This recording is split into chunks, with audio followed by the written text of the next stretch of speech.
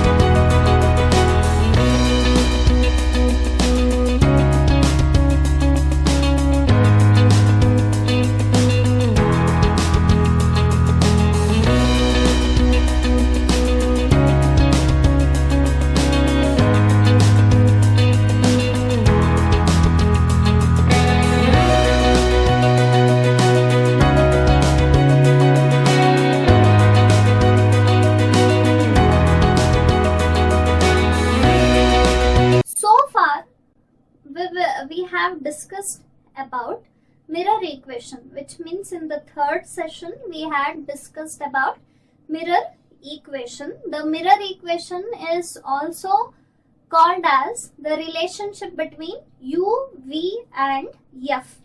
Okay, the question will be asked like obtain the mirror equation or obtain the relationship between U, V and F. So this equation will be asked for 5 marks. Along with this mirror equation, you should need to know expression for magnification, which means the magnification means the ratio of size of image to size of object. So M is equal to H dash by H is equal to minus V by U is an expression for magnification produced by a mirror, that is about the linear magnification. Then the next thing which we discussed was about the refraction. Okay. So in the previous class we had discussed about the refraction phenomena.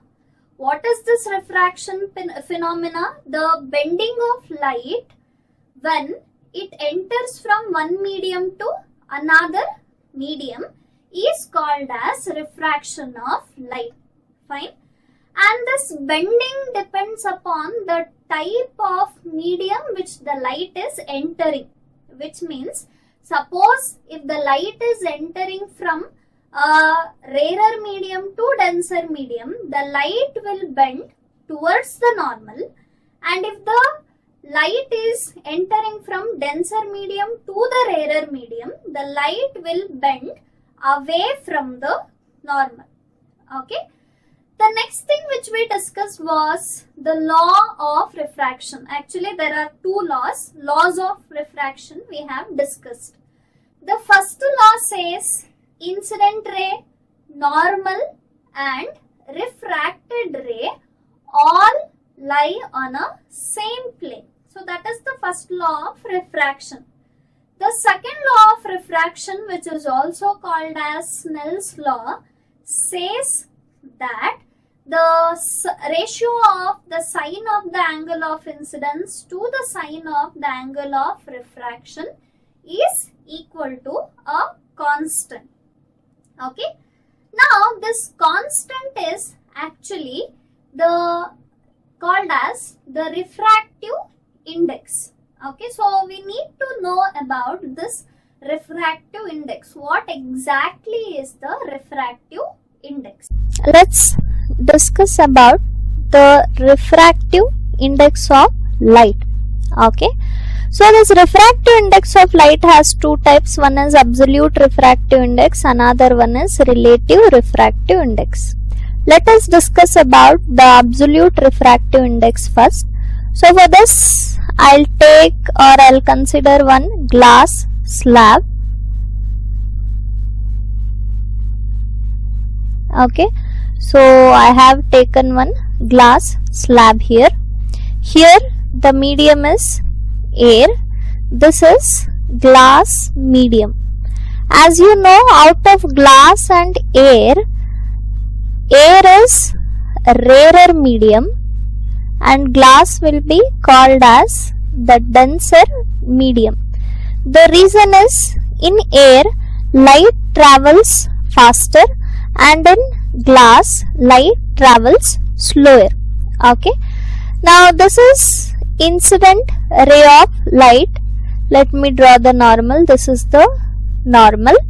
Now the light is entering from one medium to another medium. That is, particularly it is entering from rarer medium to denser medium. So as we already know, it must bend towards the normal. Okay. So why does it bend towards the normal? Because light is entering from a rarer medium to a denser medium. Fine. So in air the light has some value of velocity and in glass it has some another value of velocity. Okay. So this refractive index, that is particularly absolute refractive index, is defined as the velocity of light in vacuum represented by C to the velocity of light in the given medium ratio. Okay, this refractive index is represented by small n. It is defined as the velocity of light in vacuum to the velocity of light in the given medium ratio, which means in the numerator you have to substitute the value of velocity of light in vacuum, and in the denominator you have to substitute the velocity of the light in this particular medium, which means here in a glass medium. Okay, so I'll represent it as Vg, which means velocity of light in glass. Suppose you are calculating the refractive index of water, I can represent it by Nw. You can write C by Vw, which means again in the numerator we will be taking the value of velocity of light in vacuum, and in the denominator we will be taking the velocity of light in water. Okay, you need to remember refractive index of air will be taken as 1, refractive index of water is 1.3, and refractive index of glass is 1.5. You need to remember these values. Okay, as you can see, this refractive index has no unit. Okay, the reason is, in the numerator we have velocity, in the denominator also we have velocity. So the refractive index is unitless. This is about the absolute refractive index. Now let's discuss about the relative refractive index. Okay, the term relative already gives you a picture of what this relative refractive index is. So in the relative refractive index you will have a relationship of refractive index of two media. Here in the same example, suppose air is medium 1 and glass is medium 2. Here the refractive index will be Na and here the refractive index will be Ng. Now suppose I want the refractive index of first medium with respect to the second medium.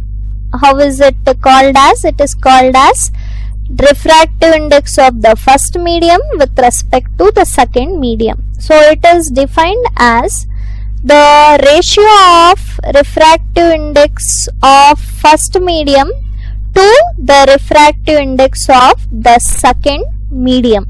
Okay, if I write something like this, N2 1, it is N2 divided by N1, or I can also write it as 1 divided by n1 2. So this was all about the refractive index. Okay, now let's discuss about lateral shift. Okay, we are going to discuss about the lateral shift. So for the definition or to understand the meaning of lateral shift, I'll again consider one glass slab.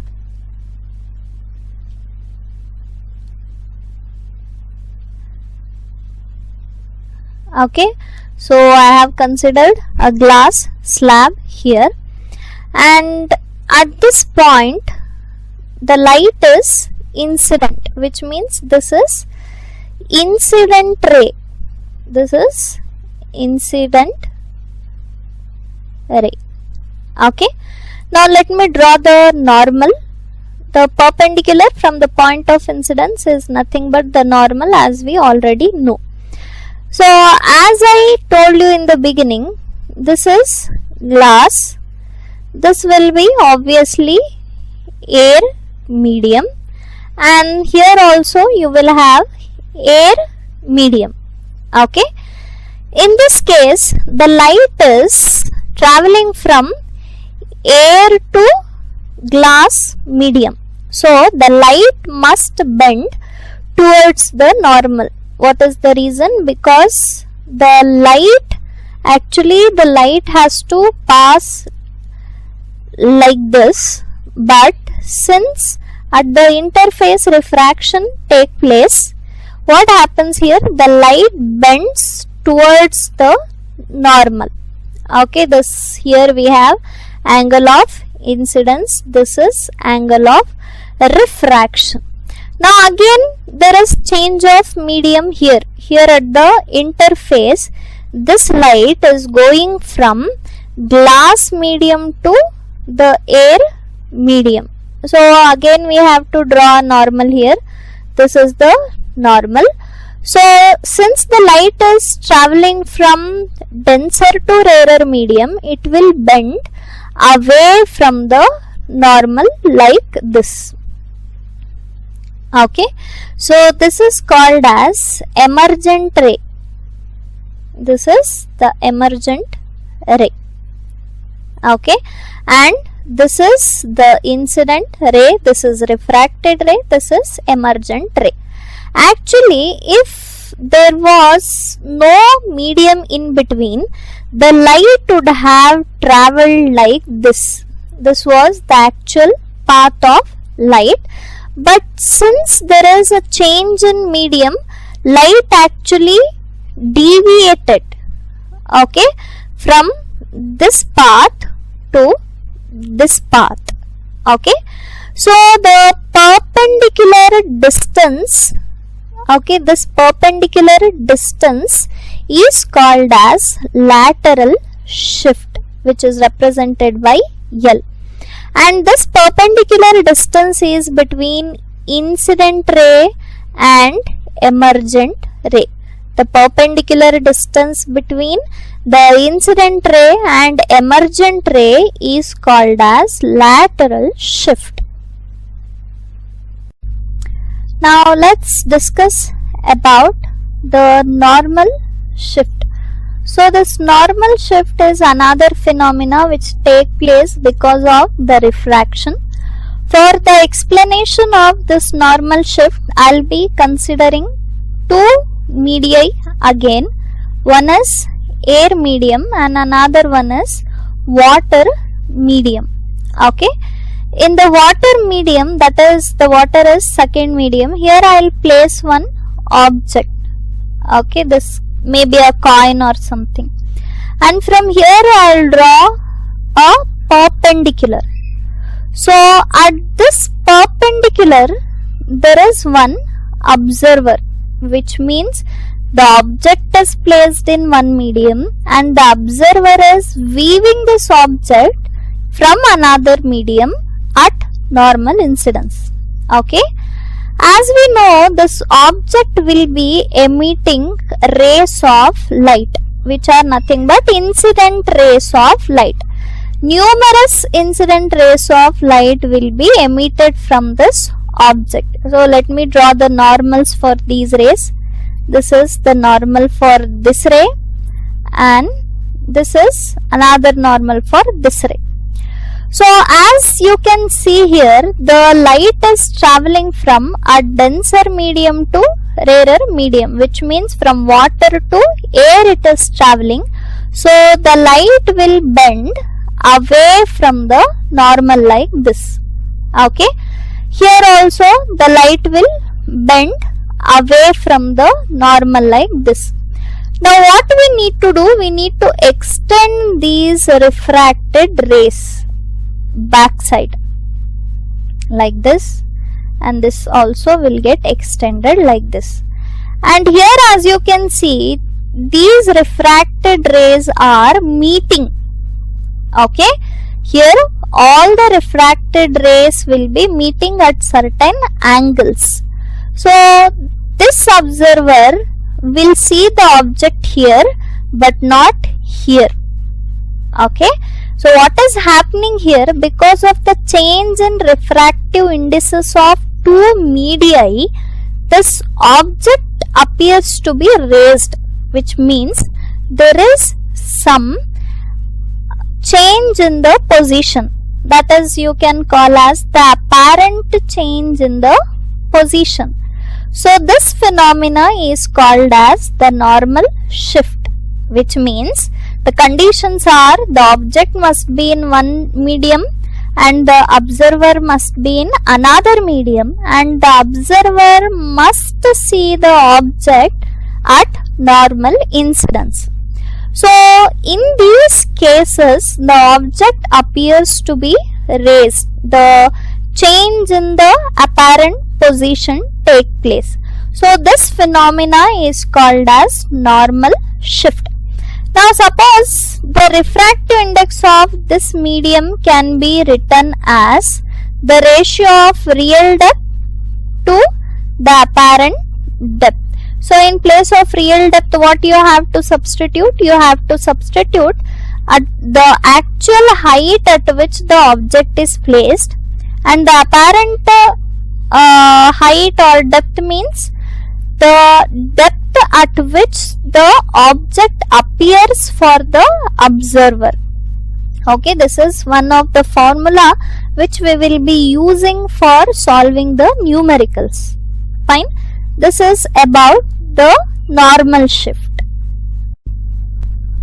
Now let's discuss about the very important phenomena related to the reflection as well as refraction, that is total internal reflection. So for this phenomena to be explained, I'll consider two medii. Okay, this is a rarer medium and this is a denser medium. The first medium is actually denser medium and the second medium is rarer medium. Every time when light strikes a surface or object, it undergoes two phenomena. One is reflection, another one is refraction. Okay, a part of light will get reflected, another part of light will get refracted. Okay, so here as you can see, the first medium is denser medium, the second medium is rarer medium. Let a ray of light is incident here, which means the light ray is traveling from denser medium to rarer medium. So this forms the normal. This is angle of incidence, the angle between normal and incident ray. Fine. So as I said, when light hits a surface, it undergoes two phenomena. The first part will get reflected. So this is the reflected ray, and you know the angle of incidence is equal to the angle of reflection according to the law of reflection. Now another part of light ray light should get refracted. Since the light is traveling from denser to rarer medium, it will bend away from the normal. This is the angle of refraction. I will represent it by R dash, because angle of reflection we have represented it by R. To avoid confusion, I am representing angle of refraction as R dash. Okay. Now I am going to increase the angle of incidence little more compared to the previous case. I will increase the angle of incidence a bit. First I will draw the normal in this case. So at this point the light strikes.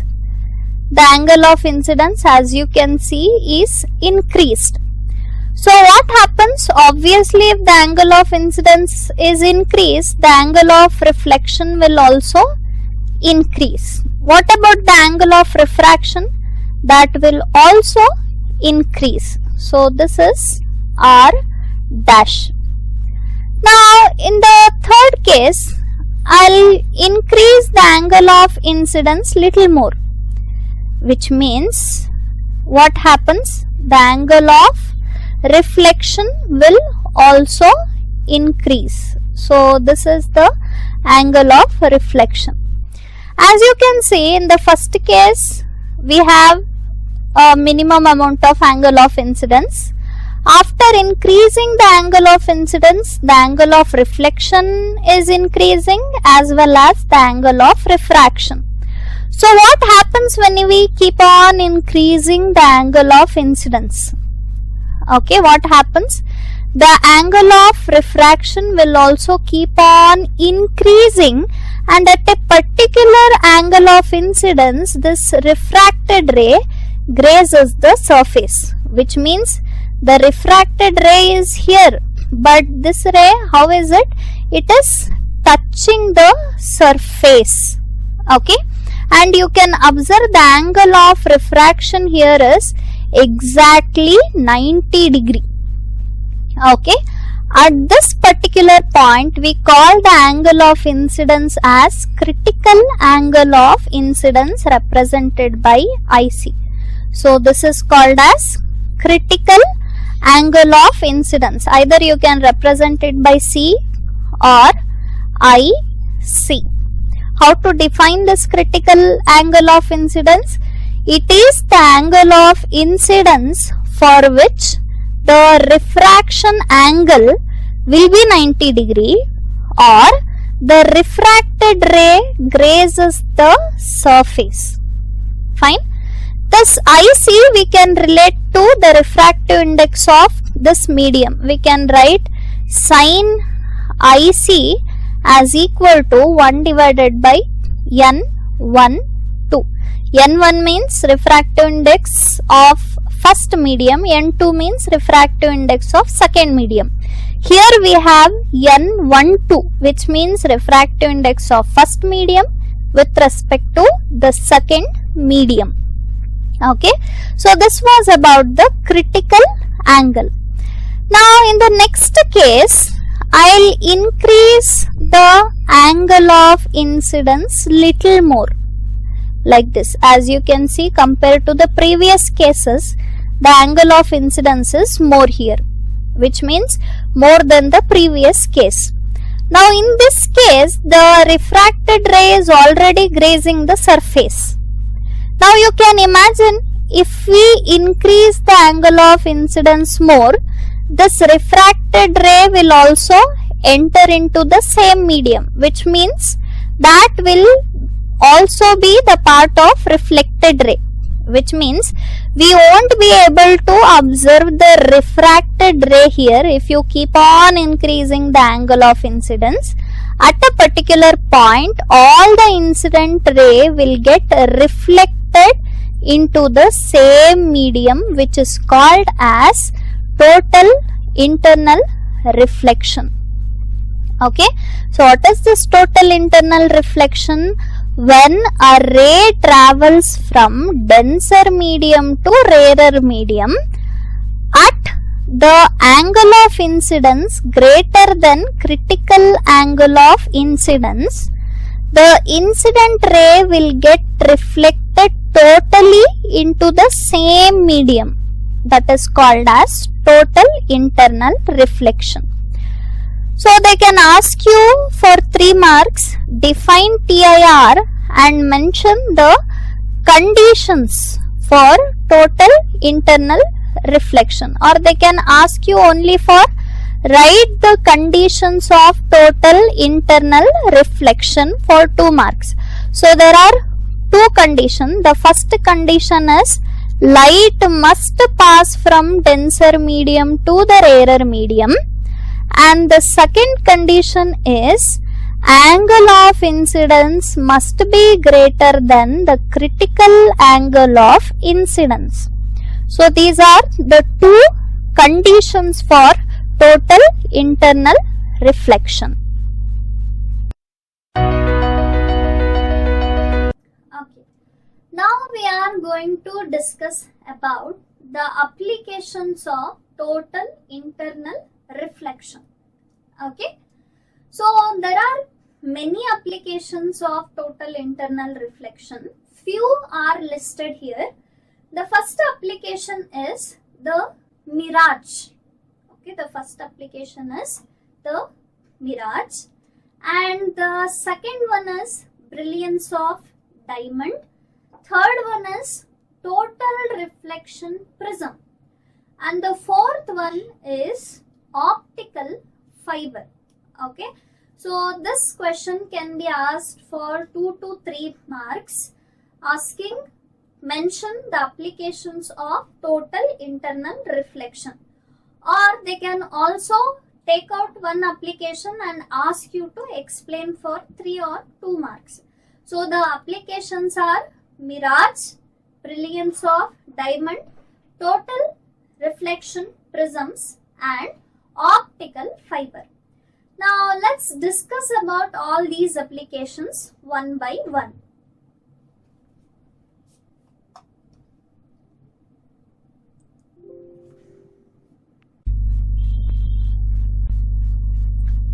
Now, the very first application of the total internal reflection is mirage. Okay, so you might have seen few phenomena you might have seen on tar roads when you travel. Generally in summers, the road appears to be watery, the road appears to be wet from the distance far away, but when you reach that particular place, you will feel the place is completely dry. So this is nothing but the mirage. I'll explain what this mirage is, and we will understand how this mirage actually forms. Fine. The most intense heat places are deserts, as we know. Fine. Imagine one observer is somewhere here, and this observer sees one object here. Fine. This object can be a tree or something, and for this observer at this place, the reflection of this tree will be there, which means this place appears to be watery. This place for this person appears to contain water traces. Okay, which means what is this mirage? This is just an illusion. This is not actually the phenomena. Actual phenomena is actual water is not here. It is just an illusion. And how this illusion is created? Because of the TIR, which means because of the total internal reflection. Let's see how this illusion gets created. Fine. So as you know, the air which is in touch with this ground level will be hot. Why it will be hot? Because of the contact with the hot sand. Fine. So as you go up, the degree of heat intensity will keep on decreasing. Alright, and the hot air will be of having low refractive index, which means low optical density, and cool air will have high optical density. Even though in this whole area only air is there, only single medium is there, but that air will have different temperatures. I'll divide this medium like this into several parts.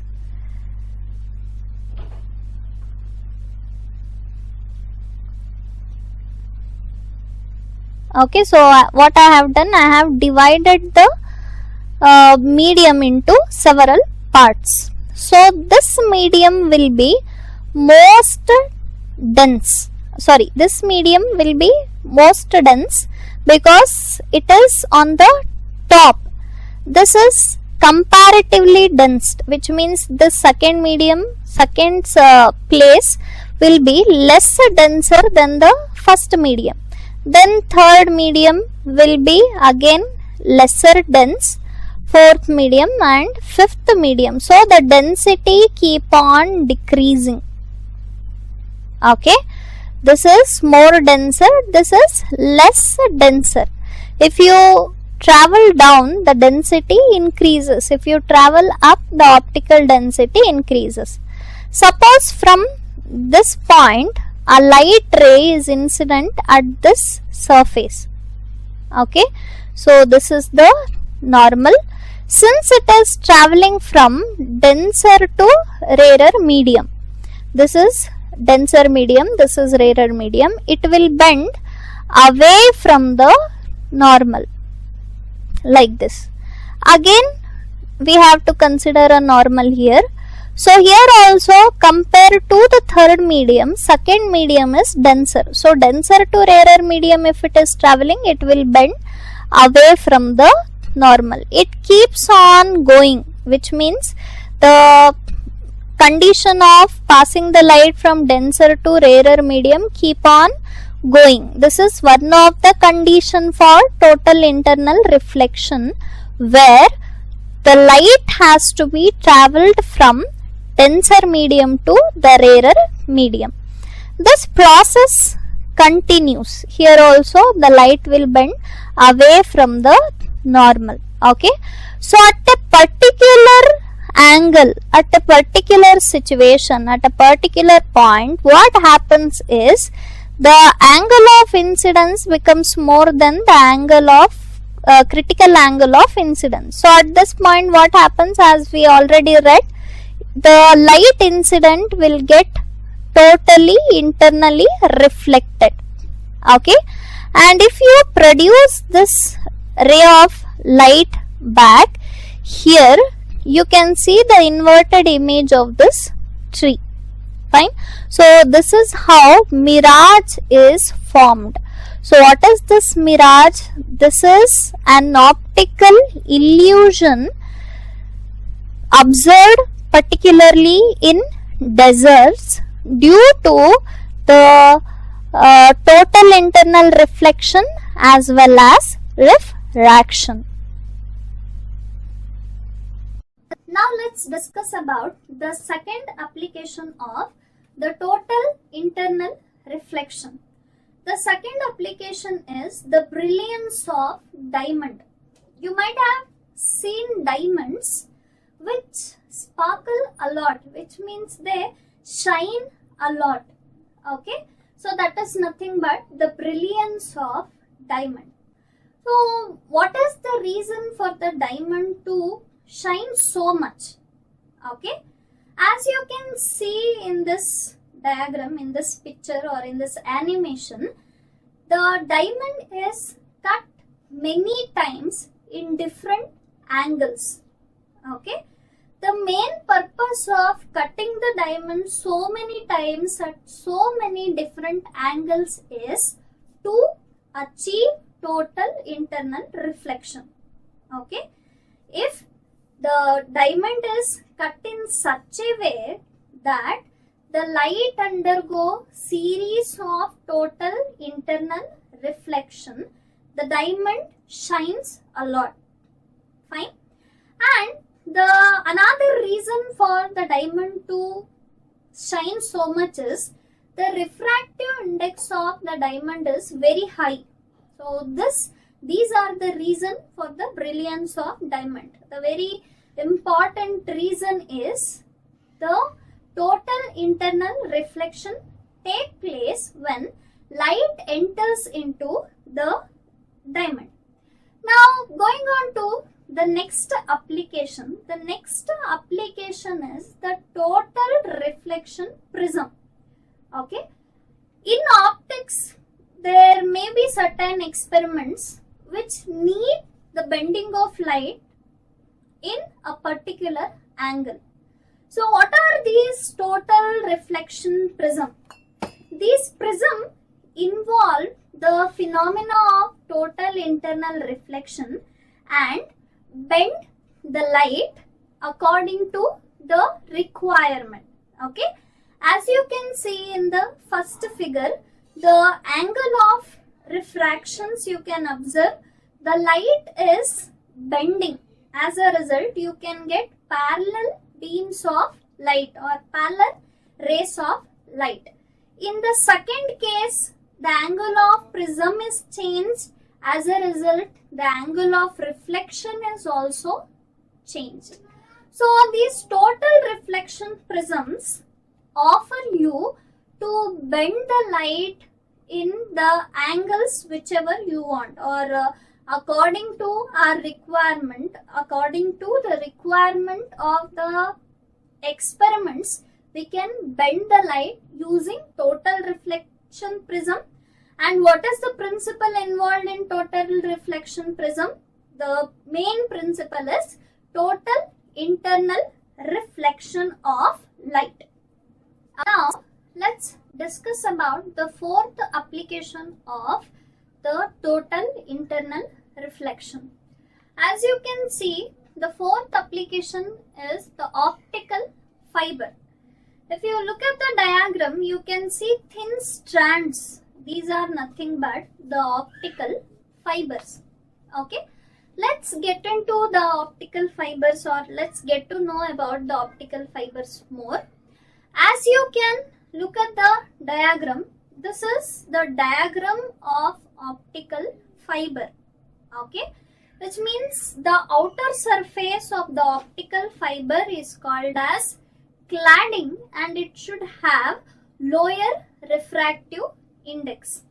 The inner side of the optical fiber is called as core, and it has higher refractive index. The reason behind this variation of refractive index is, since we are discussing it under total internal reflection, first of all, this TIR condition must be satisfied. What are the total internal reflection conditions? One is the light has to travel from denser medium to rarer medium.